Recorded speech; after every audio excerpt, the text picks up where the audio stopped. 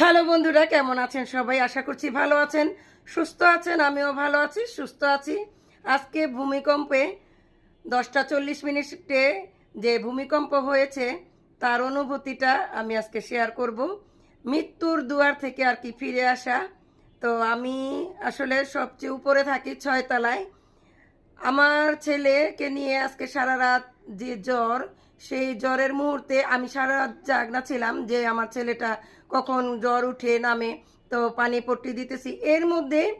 সকালে যখন আমি একটু ঘুম ভাব, তখনই দেখেছি আমার ছেলে উঠে কাঁপাকাঁপি করতেছে। তো আমি মনে করলাম আমার ছেলের কি হলো।